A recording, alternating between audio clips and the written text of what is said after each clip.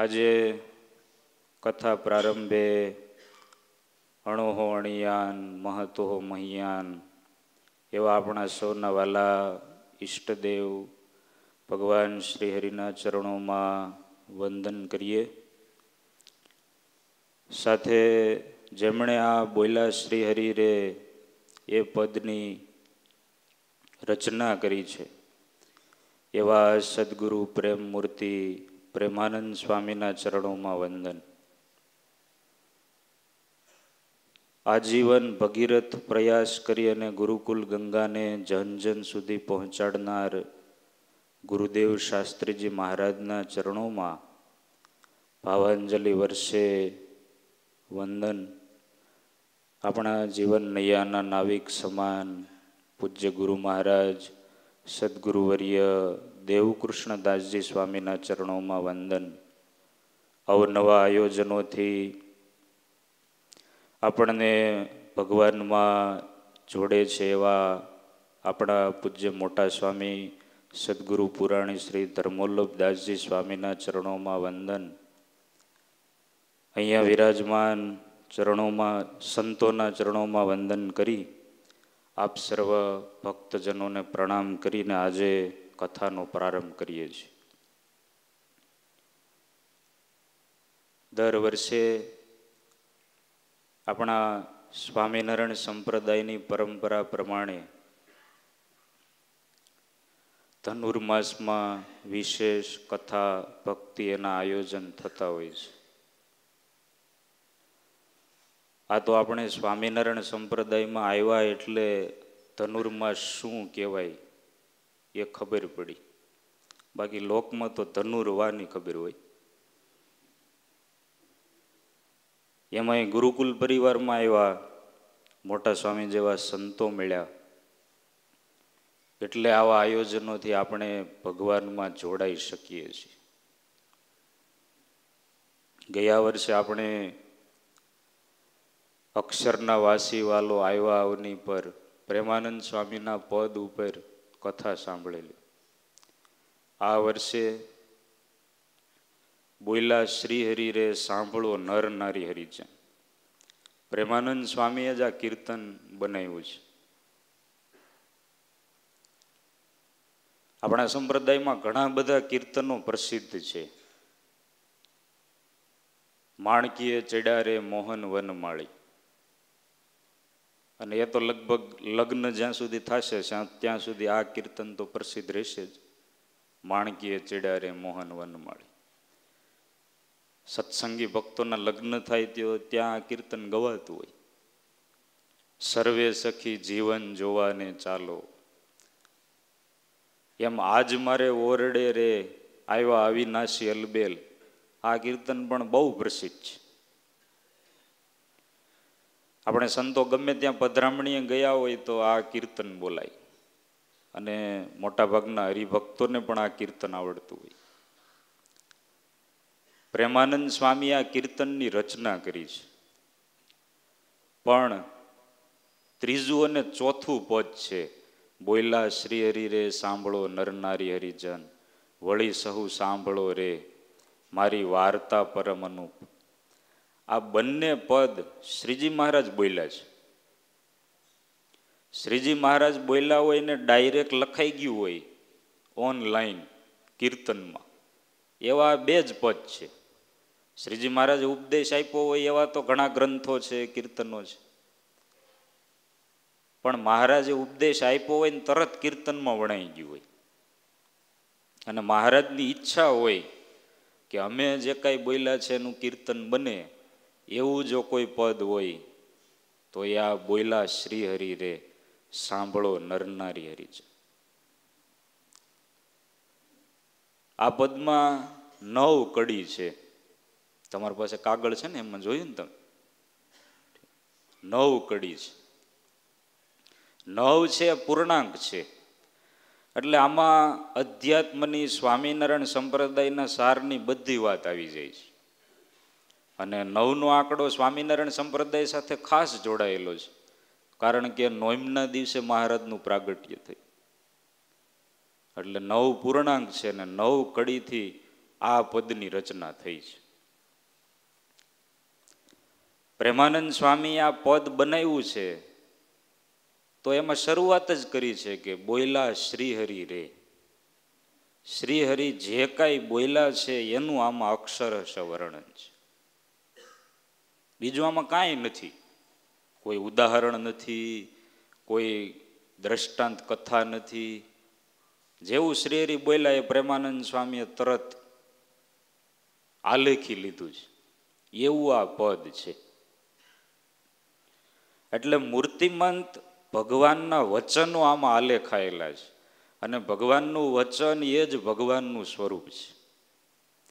એટલે પ્રેમાનંદ સ્વામી આપણને એમ કહે છે કે શ્રીહરિ જે કાંઈ બોલ્યા છે એ તમારે સાંભળવાનું છે.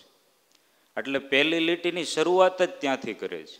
બોયલા શ્રીહરિ રે સાંભળો નર નારી હરિજન. સાંભળો. શ્રીહરિ પોતે બોલતા હોય ત્યારે આપણું કર્તવ્ય શું હોય? સાંભળવાનું. અને સાંભળો તો એમાંય શું સાંભળો? તો શ્રીહરિ આમાં જે કાંઈ વાત કરી છે એ તમે સાંભળો. પોતાના સ્વરૂપની, પોતાના સંતો મુક્તોની, પોતાના ધામની, ભગવાનનું કાર્ય શું શું છે આની વાત કરી છે એ બધું સાંભળો.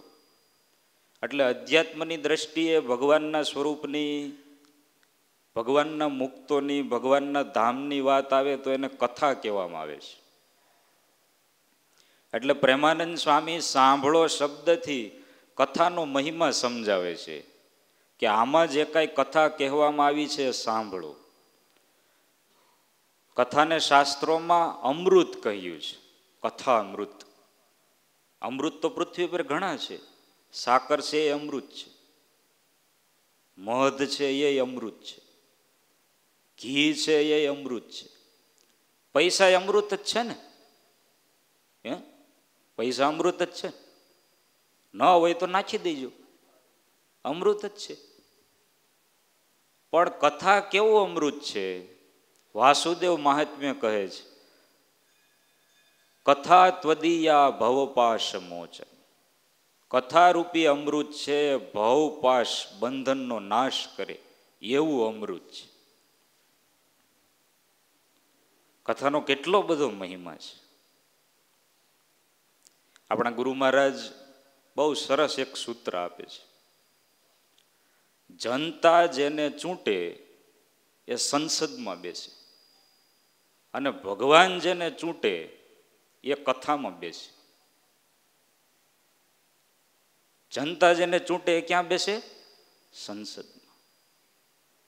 ઘણા એમ કહેતા હોય કે વડાપ્રધાન શ્રી આમ કરવું જોઈએ ને આમ કરવું જોઈએ. પણ તમે પેલા ઊભા તો રહ્યો,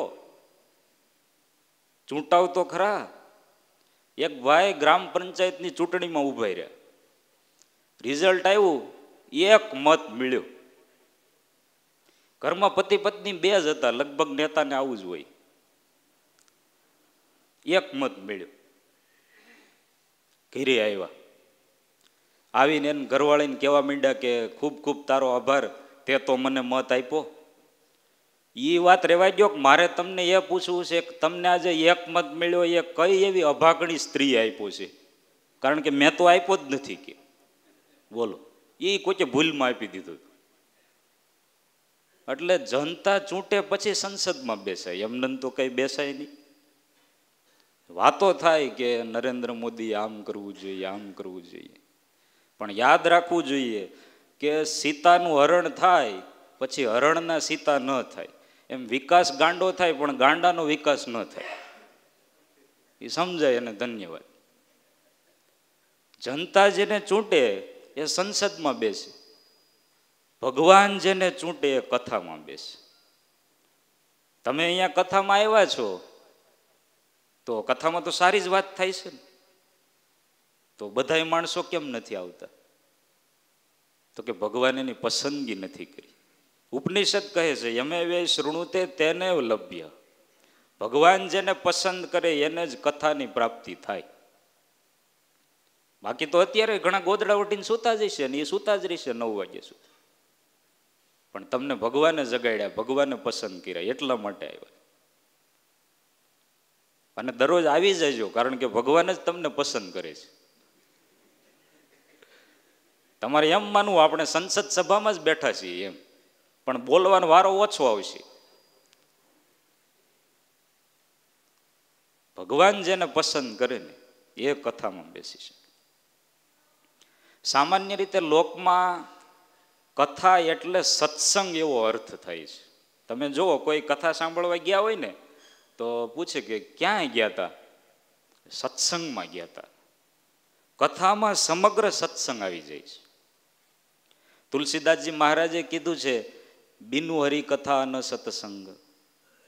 કથા વિના ક્યારેય સત્સંગ થતો નથી. એટલે કથાથી જ સત્સંગની શરૂઆત થાય છે.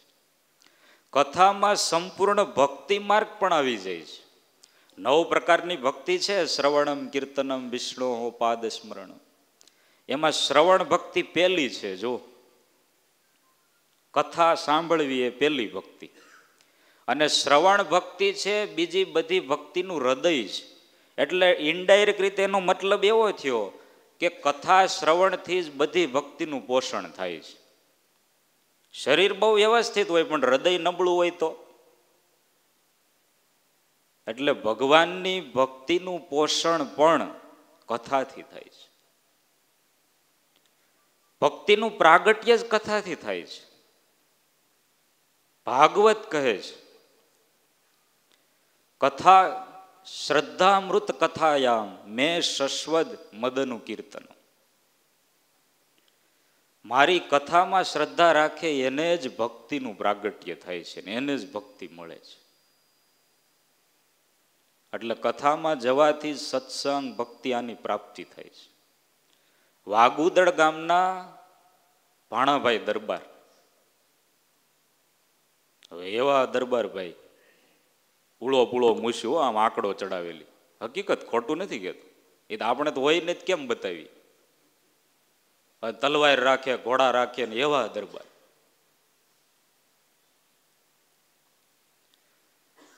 લોધિકા દરબાર અભયસિંહના મિત્ર. હવે અભયસિંહ તો અવારનવાર જુનાગઢ આવે, ઉત્સવ સમયમાં સત્સંગ કરે. એટલે આને ઘણી વાર એમ થાય કે આ જ્યારે હોય ત્યારે જુનાગઢ ઉપડ્યા જ હોય, ત્યાં વળી શું હોય છે, હાલો ને આપણે એકવાર જોવા જઈ. તે એકવાર કીધું કે અભયસિંહ તમે હવે જુનાગઢ જાઓ ને તો મને કહેજો. અભયસિંહ બાપુ રાહ જ જોતા હોય કોઈક સાથે આવે એમ. તો કે કાંઈ વાંધો નહીં, આપણે આ વખતે આ ભીમ એકાદશીનો ઉત્સવ આવે ને ત્યારે જાશું. એ ભીમ એકાદશીનો ઉત્સવ આવ્યો અને અભયસિંહ બાપુએ ભાણાભાઈને કીધું કે ચાલો તો જુનાગઢ જવું છે ને? તો કે હા. ભાણાભાઈએ ઘેરે જઈને એને માતુશ્રીને વાત કરી કે હું જુનાગઢ સ્વામીના મંદિરે જાઉં છું. અરે ન્યા ન જવાય બેટા. કેમ? એ સ્વામિનારાયણના સાધુ એવા હોય ને, એ વાતો કરી કરી કરી કરીને કંઠી પહેરાવી દે. વધારે વાતો સાંભળીશ તો સાધુય કરી દેશે. તો કે માં, એ મને એવું કઈ ન થાય, અને હું તને વચન આપું છું ને કે સૂર્ય ફરે પણ હું ન ફરું, સ્વામિનારાયણ સંપ્રદાય હું નહીં સ્વીકાર. આવું વચન આપી અને અભયસિંહ બાપુ સાથે જુનાગઢ આવ્યા. અને સવારના પોરમાં ગુણાતીતાનંદ સ્વામી સભા મંડપમાં કથા કરે. કથા સાંભળતા સાંભળતા સાંભળતા ખબર જ ન પડી કે પોતે નક્કી કરીને આવ્યા હતા કે સત્સંગી થવું નથી. એને બદલે કથા સાંભળીને એવું નક્કી કરી નાખ્યું કે આપણે સભા પૂરી થાય ને પછી વર્તમાન ધારણ કરવા છે. એટલે ચાલુ કથામાં જ કહી દીધું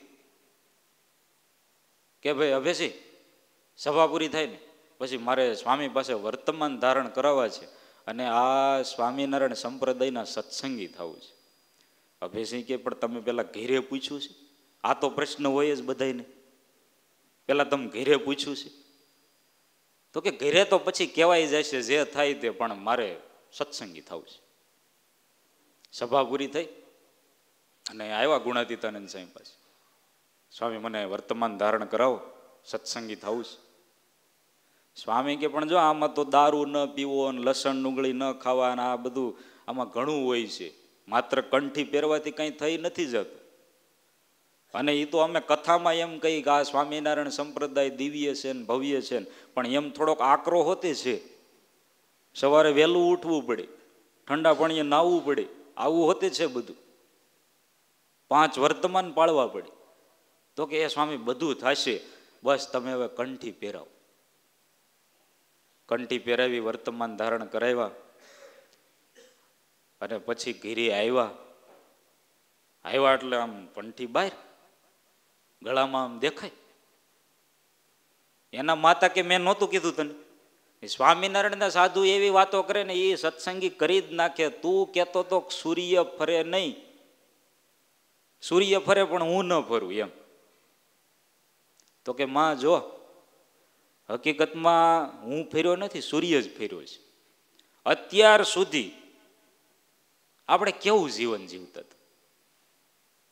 આપણે જીવન જ નહોતા જીવતા માણસ તરીકે. પણ આ ગુણાતીતાનંદ સ્વામીની કથા સાંભળી એટલે આજથી હવે આપણું જીવન બદલ્યું છે અને સૂર્ય ફરી ગયો છે. પહેલા આપણો સૂર્ય પશ્ચિમમાં ઉગતો હતો, હવેથી પૂર્વમાં ઉગશે. અને આ જીવન પોતે સત્સંગી રહ્યા, કથા વાર્તા સાંભળી અને સત્સંગ કર્યો. જો એ કથામાં ગયા તો ભક્તિ ને સત્સંગ ને બધું આવ્યું. એટલે કથા સાંભળે તો મહારાજે વચનામૃતમાં કીધું છે ને કે જેને કથા સાંભળવાનું અંગ છે એમાં અટકળ થાય છે કે ધીમે ધીમે એમાં રૂડા ગુણ આવશે. એટલે કથા સાંભળવાનું બહુ મહત્વ છે. અને આમાંય સાંભળવું ક્રિયા જેવી છે કે એ કથા હોય કે પરિવાર હોય કે સાંભળવાનું બહુ મહત્વ છે. તમે જો આપણને કાન 2 આપ્યા છે ને જીભ 1 આપી છે, એટલે સાંભળવાનું વધારે ને બોલવાનું ઓછું. અને એમાંય પુરુષોએ તો સાંભળવાની ટેવ જ પાડી નાખવાની, કારણ કે લગ્ન પછી લગભગ ઘરમાંથી એક જ અવાજ આવતો હોય, સાંભળ્યું, સાંભળો છો, એટલે ટેવ જ પાડી નાખો. ક્લાસમાં સાહેબે વિદ્યાર્થીને પૂછ્યું કે તાર પપ્પા તને કેવા લાગે છે? એટલે ટીચરનું પૂછવાનું એવું હતું કે સારા લાગે, કેવા લાગે? તાર પપ્પા તને કેવા લાગે છે? છોકરો કે મને મારા પપ્પા બેરા હોય ને એવું લાગે છે, કારણ કે મારી મમ્મી શરૂઆત જ ત્યાંથી કરી, સાંભળ્યું, સાંભળો છો. અને બીજી વાત, આપણને કાન બહાર આપ્યા છે, બહારની સાઈડ છે, જીભ અંદર છે. એનો મતલબ પહેલા સાંભળો પછી બોલો, તો પરિવારના ઘણા બધા પ્રશ્નોનું સોલ્યુશન થઈ જાય. કુરુક્ષેત્રના મેદાનમાં બંને સેના સામે સામે ઊભી રહી ગઈ હતી. શંખ ફૂંકાઈ ગયા, બધી તૈયારી થઈ ગઈ, અને પછી અર્જુન કે મારે યુદ્ધ નથી કરવું. ગાત્રો શિથિલ થઈ ગયા, ગાંડીવ નીચે મૂકી દીધી. કૃષ્ણ ભગવાનની જગ્યાએ બીજા હોય ને તો 2 ઝાપટ ચડાવી દી. 5 ગામમાં મનાવ્યા. મેં પેલા કીધું તું યુદ્ધ નથી કરવું, રેવાઈ ગયો. ત્યારે તું કહેતો તો યુદ્ધ તો કરવું જ છે, યુદ્ધ તો થઈ જ જાય. અને હવે બધી તૈયારી થઈ ગઈ અને હવે કે છો યુદ્ધ નથી કરવું. પણ ભગવાન જો કાંઈ બોલ્યા નથી ને કાંઈ રિએક્શન આપ્યું નથી, અર્જુનને બોલવા દીધું. પેલો આખો અધ્યાય ગીતામાં અર્જુન બોલ્યા છે, તમે જો, અર્જુન વિષાદ યોગ. એ અધ્યાય પૂરો થયો ને પછી ભગવાને ચાલુ કર્યું. અને પછી તો 18 અધ્યાય પછી મને લાગે છે અર્જુન એ સાંભળીને જ નક્કી કરી નાખ્યું છે કે હવે આપણે યુદ્ધ કરવું જ છે. પણ સીધું કંઈક કીધું હોત તો મનાત નહીં, પેલા ભગવાને સાંભળ્યું. એટલે સાંભળી લે અને સંભાળી લે એ જીવનમાં સુખી થાય. તમારી પર્સનલ ડાયરીના પહેલા પેજ ઉપર લખવા જેવું સૂત્ર, સાંભળી લે અને સંભાળી લે એ જીવનમાં સુખી થાય. અમે એક પુસ્તક મેળામાં ગયેલા, ત્યાં એક પુસ્તક જોયેલું. પુસ્તકનું નામ મરવાની કળા. જોયું છે, આપણે વાંચ્યું નથી, કઈ જરૂરી નથી એની. મરવાની કળા. પણ મને એક વિચાર આવ્યો, જે સાંભળવાની કળા શીખી લઈને એને પછી મરવાની કળા શીખવાની જરૂર નહીં. અને સાંભળવાની કળા એટલે સમજીને સાંભળવું. સાંભળે તો ઘણા, પણ સમજીને સાંભળે. સાંભળ્યા પછી ને સમજી તો કામ થાય. જર્મનીમાં ક્લોન જૂ નામનો એક બહુ મોટો જૂ છે. ભગવાનજીભાઈ જઈ આવ્યા છે એને ખબર છે. બહુ મોટો જૂ છે. એટલે જૂ એટલે જ ખ્યાલ આવે, પ્રાણીઓ રહેતા હોય. કાર્લસ્ટન નોટ કરીને એક જૂ કીપર, એ જૂમાં નોકરી કરી અને આખી જિંદગી વાંદરાઓ સાથે કાઢી એણે. અને પછી એક લેખ લખ્યો. જૂમાં 3 પ્રકારના વાંદરા, પેલા ગોરીલા, બીજા ચિમ્પાન્જી અને ત્રીજા બોનોબો. આ 3 પ્રકારના વાંદરા. લેખમાં એમણે લખ્યું કે ત્રણેય કેજમાં પિંજરામાં પૂર્યા હોય. એમાં કોઈ પિંજરાની બહારથી સ્ક્રૂ ડ્રાઈવરનો અંદર ઘા કરે તો ગોરીલા વાંદરો છે ને એને 15 દિવસ પછી ખબર પડે કે અંદર કોઈ કે કંઈક ઘા કર્યું. એ 15 દિવસ પછી સ્ક્રૂ ડ્રાઈવર એના હાથમાં આવે, પછી 1-2 દિવસ તો એ સ્ક્રૂ ડ્રાઈવરનો ક્યાં યુઝ કરવો એ શીખે, અને પછી 17-18 દિવસ પછી ગ્રીલ ખોલીને બહાર નીકળે. એનું એ સ્ક્રૂ ડ્રાઈવર ચિમ્પાન્જી વાંદરાના પિંજરામાં ફેંકવામાં આવે તો અઠવાડિયા પછી એને ખબર પડી જાય કે આ કંઈક એવી વસ્તુ છે કે જે કંઈક કામની છે. એટલે લઈ અને 1 દિવસમાં પોતે શીખી જાય કે આનાથી ક્યાં શું ખોલી શકાય, અને એ દરવાજો ખોલીને 8-10 દિવસમાં બહાર નીકળી જાય. ત્રીજા વાંદરા બોનોબો, એને બીજા જ દિવસે ખબર પડી જાય. બીજા જ દિવસે સ્ક્રૂ ડ્રાઈવર જેવું દેખાય એવું તરત હાથમાં લઈ અને 15-20 મિનિટમાં ગ્રીલ કે દરવાજો એના સ્ક્રૂ ખોલી અને બહાર નીકળી જાય. પછી કાર્લસ્ટન નોટે નીચે લખ્યું, જેનામાં જેટલી સમજ શક્તિ વધારે એ એટલા વધારે જલ્દી સ્વતંત્ર અને મુક્ત થઈ શકે. સમજ શક્તિ વધારે એ એટલા વધારે જલ્દી સ્વતંત્ર અને મુક્ત થઈ શકે. વાતય સાચી છે. ગોરીલા વાંદરમાં એટલી સમજ શક્તિ નથી. ચિમ્પાન્જીમાં એના કરતાં થોડીક વધારે છે. બોનોબોમાં સૌથી વધારે છે, તો ઝડપથી બહાર નીકળી જાય છે. આ સંસાર છે ને પિંજરા જેવો છે, અને એમાં આ બધી પ્રકારના વાનર જેવા મનુષ્યો પૂર્યા છે. મૂળ તો ડાર્વિનના ઉત્ક્રાંતિવાદ પ્રમાણે મનુષ્ય છે વાનરમાંથી જ આવ્યો છે. એ મનુષ્યમાં 3 પ્રકારના મનુષ્યો છે. એમાં પહેલા ગોરીલા જેવા.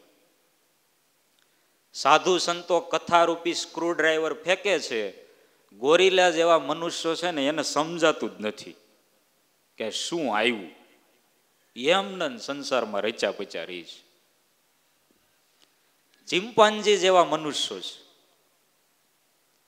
એને થોડા સમય પછી સમજાઈ જાય છે કે આ સાધુ સંતો આપણને સંસારમાંથી બહાર નીકળવાની, પિંજરામાંથી બહાર નીકળવાની ચાવી બતાવે છે.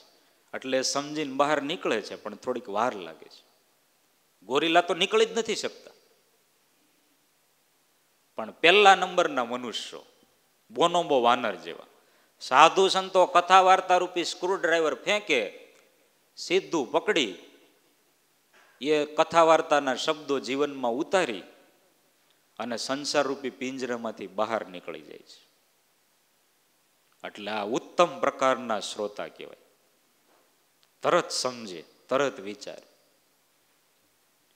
વિજ્ઞાને એવું સાબિત કરી દીધું છે કે બોનોબો વાનર છે વાનરમાં સૌથી શ્રેષ્ઠ છે, બુદ્ધિશાળી.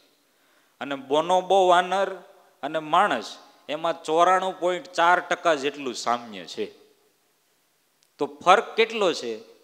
તો કે માણસ એના કરતાં વધારે ઝડપથી વિચારી શકે, સમજી શકે. સાંભળ્યા પછી તરત વિચારી શકે, તરત સમજી શકે. માણસ એના કરતાં આગળ છે, અને આગળ છીએ જ ને. ન હોય તો ના પાડો, એના કરતાં આગળ છે. એટલે જેટલી સમજ શક્તિ વધારે એટલા એ ઉત્તમ પ્રકારના શ્રોતા કહેવાય. સમજ શક્તિ ન હોય તો એ શ્રોતા ન કહેવાય. એટલે કહે બહુ સરસ વાત હોય, આ તમે ક્યારેય વાત સાંભળી નથી, મેં ક્યારેય કરી નથી, એટલે સમજી લો કે આ વાત પેલા ક્યારેય થઈ જ નથી, એવી વાત છે આ. એટલે ધ્યાનથી સાંભળજો, કદાચ ઝોલા આવતા હોય તો આંખું ચોળી નાખજો થોડીક વાર. જો આરોગ્યની દ્રષ્ટિએ આપણા દેશમાં 3 પદ્ધતિઓ છે. 3 પદ્ધતિ.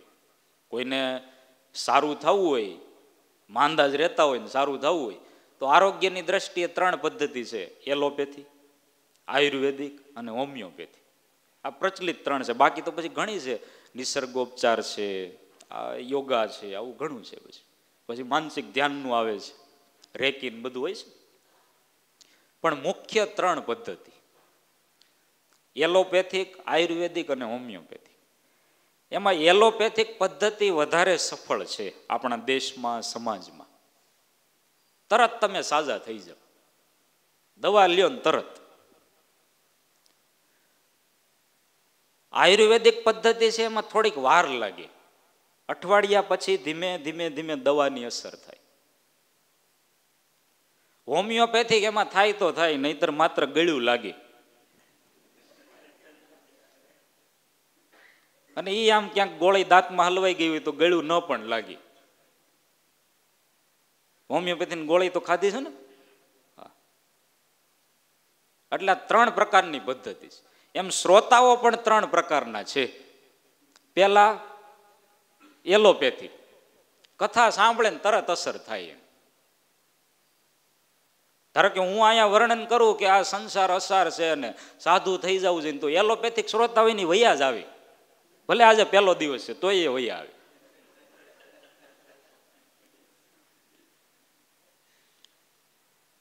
ત્રીજો પ્રકાર આયુર્વેદિક શ્રોતા, એને અસર થાય પણ અઠવાડિયું 15 દિવસ વાર લાગે.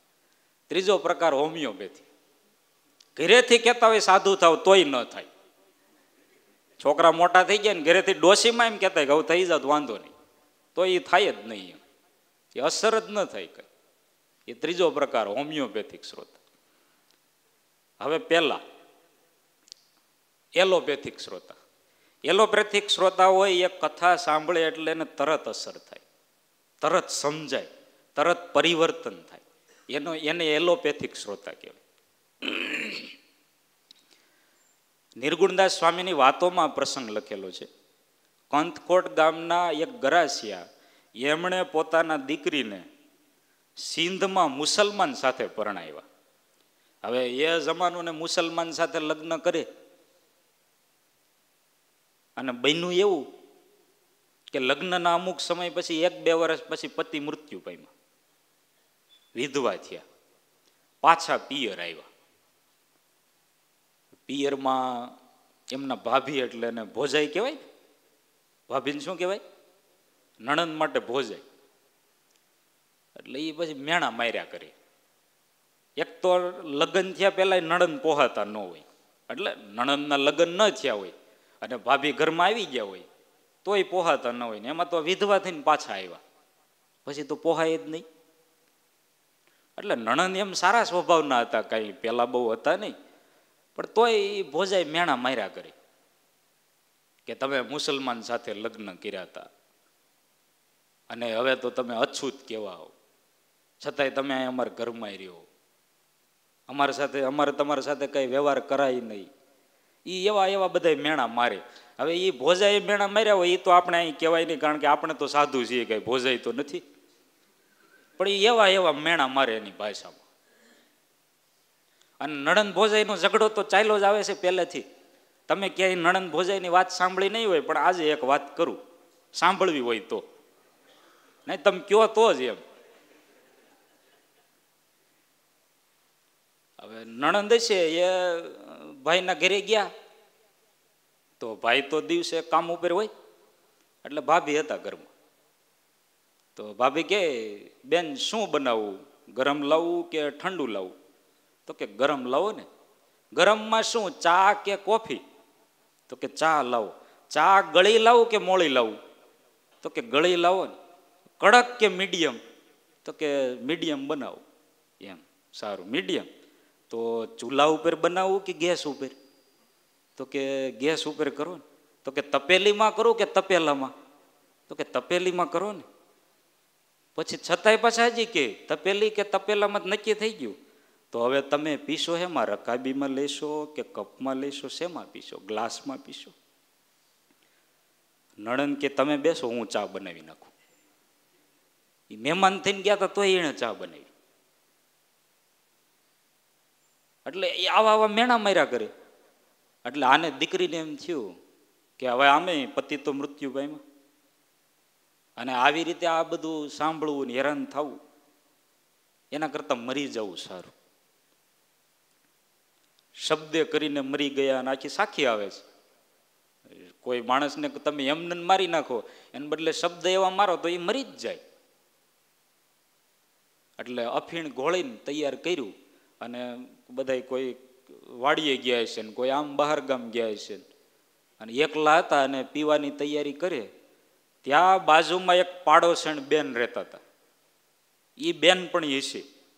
એમણે આવીને કીધું કે સ્વામિનારાયણના સાધુ મુક્તાનંદ સ્વામી કથા કરવા આવ્યા છે, તો તમારે કથા સાંભળવા આવું છે. ત્યાં આને દીકરીને એમ થયું, નણંદને, કે એક સત્કર્મ કરીને પછી આપણે આત્મહત્યા કરશું તો કંઈક ગતિ સારી થાય. કથા સાંભળીને પછી વિચારશું. આત્મહત્યા કરવા માટે અફીણ ઘોળેલું તૈયાર, અને પોતે મુક્તાનંદ સ્વામીની કથા સાંભળવા આવ્યા.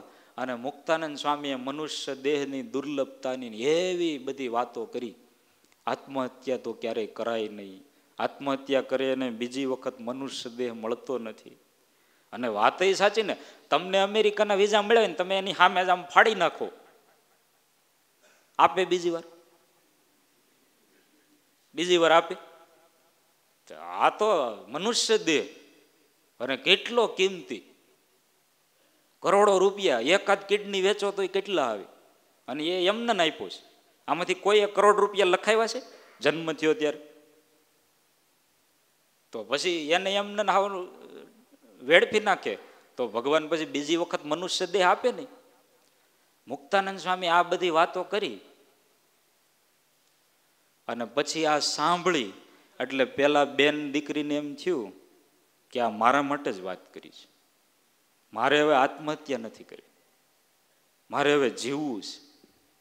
આ સત્સંગને આત્મસાત કરવો છે. કથા પૂરી થયા પછી જેની સાથે કથા સાંભળવા ગયેલા એમને કીધું કે મારે પણ સત્સંગી થવું છે અને વર્તમાન ધારણ કરવા છે. તો એના માટે તો ગઢડા જવું પડે. તો ચાલો આપણે ગઢડા જઈએ. બીજે દિવસે ગઢડા ગયા, જીવબા લાડુબા બધાને મળ્યા, સત્સંગ કથા વાર્તા કર્યા, અને વર્તમાન ધારણ કરીને આજીવન સત્સંગી રહ્યા. આ એલોપેથિક શ્રોતા પહેલી વખત સાંભળ્યું અને આત્મહત્યાનો નિર્ણય મૂકી દીધો. આને કહેવાય એલોપેથિક શ્રોતા. તરત અસર થાય. એલોપેથી દવાઈ એવી હોય. એક ભાઈને બહુ કબજિયાત રહેતી હતી, તો એ ગયા દવાખાને ડોક્ટર પાસે. હવે ડોક્ટર મૂળ એને આર્કિટેક્ટ થવું હતું, પણ પછી એના પિતાશ્રીએ ના પાડીને એટલે ડોક્ટર થયા હતા. મૂળ એને થવાનું હતું આર્કિટેક્ટ. એટલે જઈને કીધું મને કબજિયાત બહુ રહી છે. સારું, બેસો. ટેબલ ઉપર એક ગ્લાસ મૂક્યો, એમાં પાણી નાખ્યું. પછી કીધું અહીંથી તમારું ઘર કેટલું દૂર છે? તો કે 15 મિનિટનો રસ્તો થાય ગાડીમાં. સારું. 3 ટીપા એની પાસે દવા હતી, એમાંથી 3 ટીપા ગ્લાસમાં નાખ્યા. તમે અહીંથી ગાડીમાં ઘરે જાઓ પછી ઘરમાં પહોંચતા કેટલો સમય લાગે? એટલે તમે કેટલામાં માળે રહ્યો છો? તો કે અમે 4થા માળે રહીએ છીએ, એટલે લિફ્ટથી ઘરમાં પહોંચતા બીજી 2 મિનિટ લાગે, 2-3 મિનિટ. સારું. વળી 2 ટીપા અંદર નાખ્યા દવામાં. લિફ્ટથી તમારે ટોયલેટ કેટલું દૂર છે? એક્ઝેક્ટ 22 ડગલા છે, કારણ કે આને કબજિયાત એટલે દરરોજ પ્રયત્ન કરવા માટે જતા તો હોય જ. એટલે એક્ઝેક્ટ 22 ડગલા લિફ્ટથી છે. કાંઈ વાંધો નહીં. ફરીથી 1 ટીપું દવાનું લઈને ગ્લાસમાં નાખ્યું, અને પછી કીધું જો આ એક્ઝેક્ટ દવા છે, આ પીવો અને ભાગો. કોઈનો ફોન ઉપાડતા નહીં, રસ્તામાં ક્યાંય રોકાતા નહીં, ડાયરેક્ટ અહીંથી ટોયલેટ, ક્યાંય વાયા નહીં થવા. એલોપેથી દવા જોવો કેટલું કામ કરે. એ દવા પીધી અને ભાગ્યા. અને આણે ડૉક્ટરે કીધેલું કે 15 મિનિટ ઘરે પહોંચતા, બીજી 2-3 મિનિટ પહોંચતા ઘરે, 15 મિનિટે પાર્કિંગે પહોંચો, બીજી 2-3 મિનિટમાં પછી તમે ઘરે પહોંચો, અને 22 ડગલા બીજા ટોયલેટના ગણવા. ટોટલ બધું થઈને 20 મિનિટનું શિડ્યુલ છે. એટલે 20 મિનિટ પછી મને ફોન કરજો શું પરિણામ આવ્યું.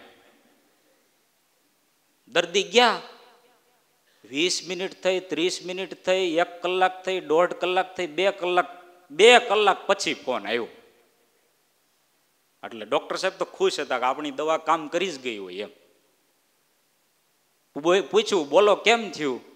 તો કે સાહેબ તમે ડૉક્ટર તરીકે સાવ સાચા, પણ આર્કિટેક્ટ તરીકે 22 ડગલા ટૂંકા પડ્યા.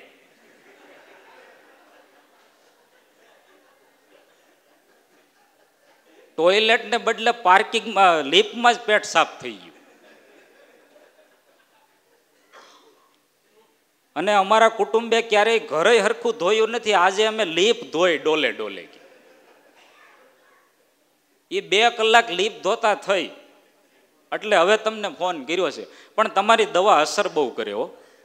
આ એલોપેથી તરત કામ કરે. કથા સાંભળે તો તરત અસર થાય, એનું ફળ મળે.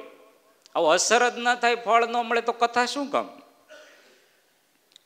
એક ભાઈ હતા ને, એના સાસરિયામાં કથા હતી 7 દિવસની, ભાગવતની કથા. આ બની ગયેલી વાત છે.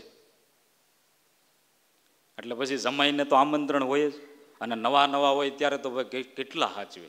પછી જૂના થાય પછી ઓછું હોય. પછી તો લગભગ જમાઈ પોતે એ ગામ ટપી જતા હોય, જતા જ ન હોય ત્યાં. પણ એ બોલાવ્યા ને એ એને આગળ બેસાડ્યા ને એ કથા થઈ 7 દિવસની. પછી એમાં છેલ્લે દિવસે ભૂદેવે પૂછ્યું કે જો આ કથાના ફળથી જેને સ્વર્ગમાં જવું હોય એ જઈ શકશે, ચાલો કોને સ્વર્ગમાં જવું છે? એટલે પત્નીએ આંગળી ઊંચી કરી, સાસુએ આંગળી ઊંચી કરી, સસરાએ આંગળી ઊંચી કરી, સાળીએ બધાએ આંગળી ઊંચી કરી, જમાએ આંગળી ઊંચી ન કરી. એટલે એ તો મોંઘેરા મહેમાન કહેવાય. એટલે ભૂદેવ કહે, વક્તા કહે, તમે કેમ આંગળી ઊંચી ન કરી? તમારે સ્વર્ગમાં નથી જવું? તો કે આ બધા ત્યાં જાય પછી સ્વર્ગ અહીંયા જ છે કે એમ ફળ મળવું જોઈએ કથા પછી, સ્વર્ગની પ્રાપ્તિ આ તે, તો એ શ્રોતા સાચા કહેવાય.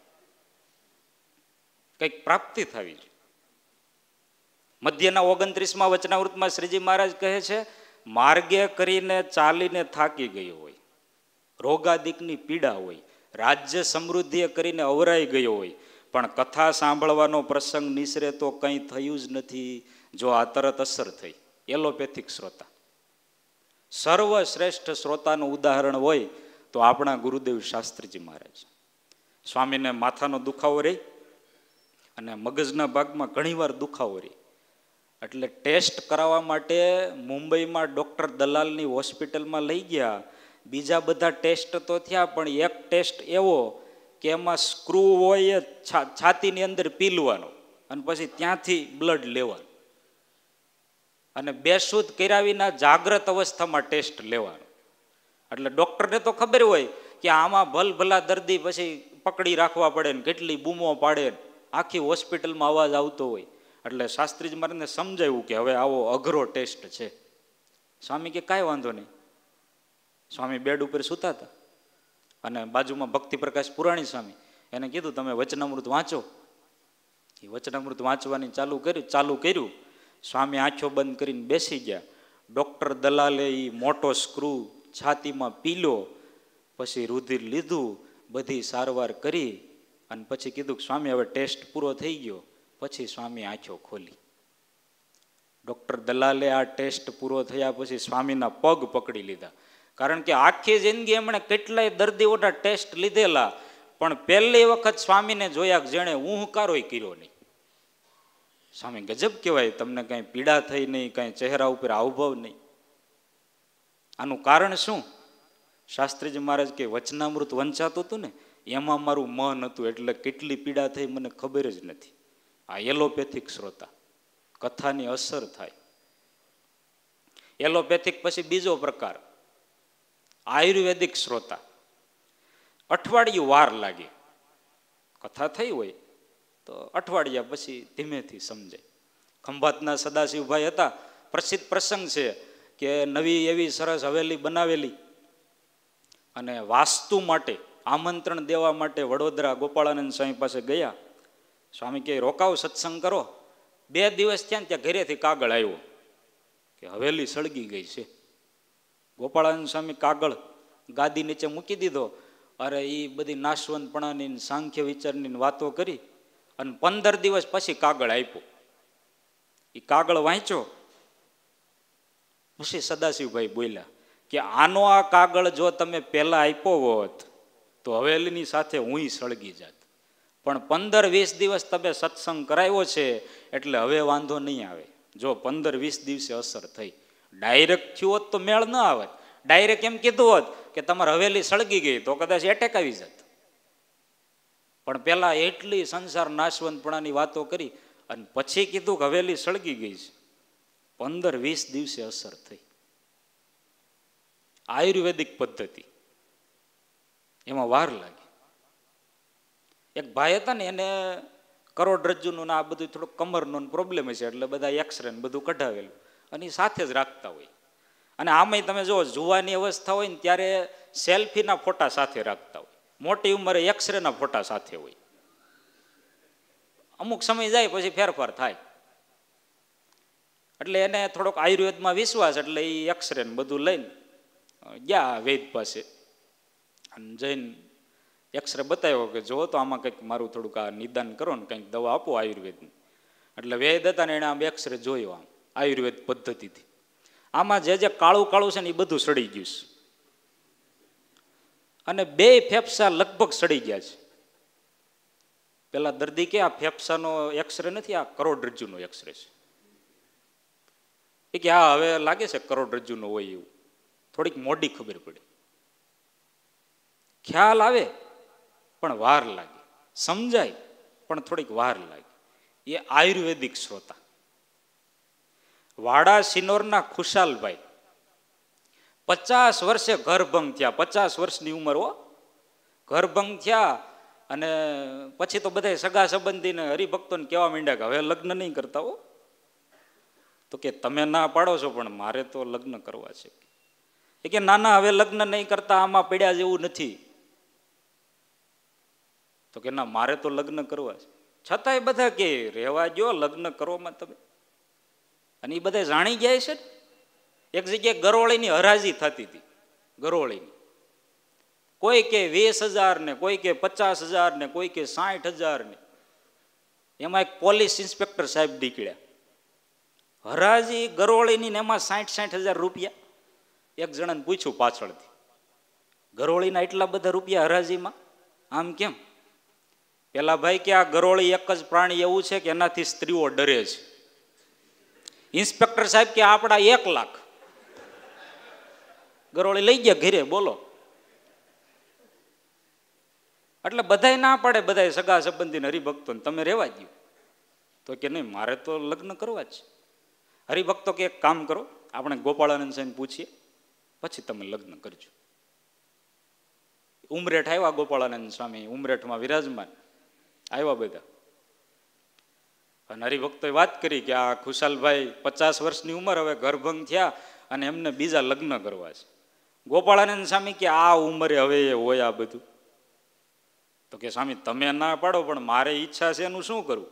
સ્વામી કે 1 મહિનો અહીંયા રોકાવો, પછી જો તમારી ઈચ્છા થાય તો લગ્ન કરજો. એ ત્યાં રોકાણા. ગોપાળાનંદ સ્વામીએ સત્સંગ, કથા વાર્તા, એમાં સંસારના નાશવંતપણાની વાતો, અને લગ્ન કર્યા પછી કેટલા દુઃખો ને એ બધું કેટલી વાત કરી. કીધું તો હોય જ. અહીંયા ઘણાને ખ્યાલ તો હોય જ ને કે ભાઈ લગ્ન કર્યા પછી એટલી તકલીફ પડે છે, પણ કેવા કોને જવું હોય? આપણે ગયા વર્ષે ભાવાંજલિ મહોત્સવ પછી એક હરિભક્તના લગ્ન થયેલા. એ આ વખતે દિવાળીએ મને કહેતા હતા, પણ એ સભામાં આવ્યા નથી એટલે વાત કરું છું.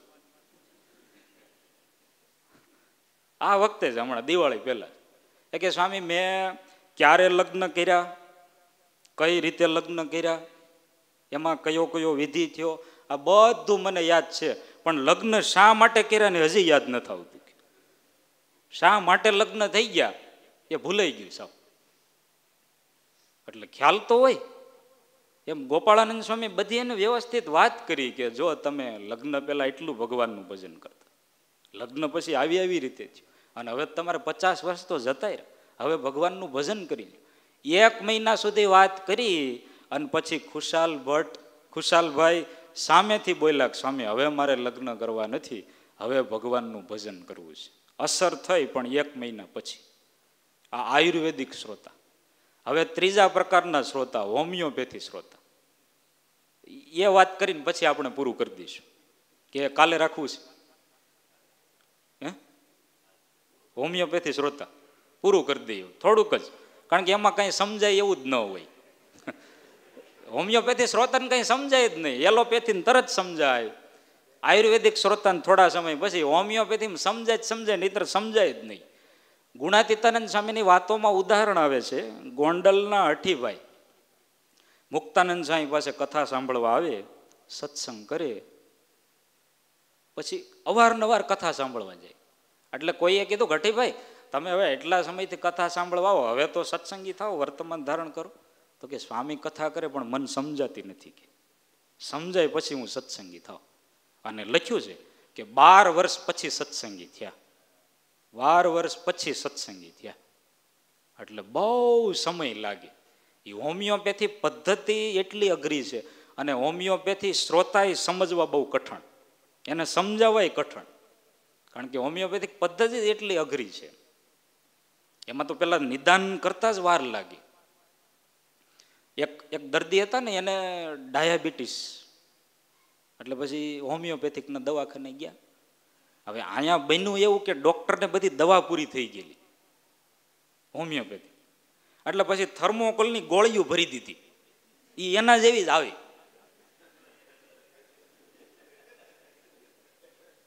આવ્યા, ડાયાબિટીસ બહુ રહી છે, કાંઈ વાંધો નહીં, લ્યો આ દવા. બસ 3-3, 4-4 ગોળી સવાર બપોરે સાંજ પીજો, બસ મોજ કરો, ધીમે ધીમે સારું થઈ જશે. આ દર્દી તો પહેલી વાર હોમિયોપેથીની દવા હાથમાં લીધેલી, એટલે દરરોજ ગોળી લઈ છગડે પીવે.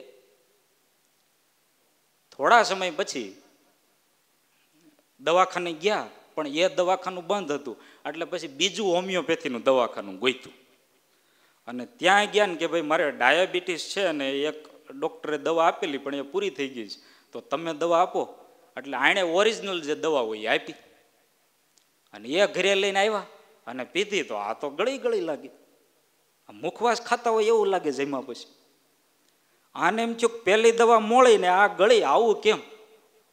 અને પહેલી તો દાંતમાં હલવાઈ જતી હતી, થર્મોકોલની ગોળી ખાધી હોય ને ખબર હોય, અને આમાં તો આમ ગળે ઉતરી જાય તો વાંધો ન આવે. એટલે પછી એ દવા લઈ અને પેલા ડૉક્ટર પાસે પાછા ગયા કે આ તમારે દવા જોવો તો તમે મને આપી હતી, એ સાવ મોળીને આ તમે જો આ ગળી છે. ડૉક્ટર સાહેબ કે તમને ડાયાબિટીસ હતી ને એટલે સુગર ફ્રી આપેલી. તો હોમિયોપેથીમાં સમજાય. અત્યારે ઘણા નથી સમજાતી આ વાત અત્યારે. એટલે હોમિયોપેથિક શ્રોતામાં એવું સમજાય નહીં એનો વાંધો નથી, પણ ઘણીવાર અવળું સમજાઈ જાય. ગામડે સંતો ફરવા ગયેલા અને કથામાં કીધું કે 5 માળા કરજો, આ સ્વામિનારાયણ મહામંત્ર આવો બળ્યો છે, 5 માળા ફેરવજો, દરરોજ 5 માળા ફેરવજો. બાપા બપોર પછી વાડીએ ગયા, ચકલીનો માળો લઈને અહીંયા મૂક્યો, પોપટનો લઈને અહીંયા મૂક્યો, 5 માળા ફેરવજો, દરરોજ 5 માળા ગોતે ને દરરોજ ફેરવે. અવળું સમજાઈ જાય તો તકલીફ થાય.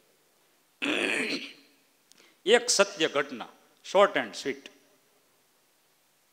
એક સત્ય ઘટના, અવળું સમજાઈ જાય કેટલી તકલીફ પડી જાય. 10 માર્ચ 2011નો દિવસ, ભગવાન પોતાના લોકમાં સાંજે વાળું પાણી કરી અને બિરાજમાન હતા, અને એમાં યમના દૂત નીકળ્યા. કંઈ સેવા હોય તો કહેજો. ભગવાનને પ્રણામ કર્યા અને કીધું કંઈ સેવા હોય તો કહેજો. એટલે ભગવાન વાળું પાણી કરીને બેઠા હતા. ભગવાન કે જા પાન લેતો આય. તે બીજે દી જાપાન ઉપાડ્યું.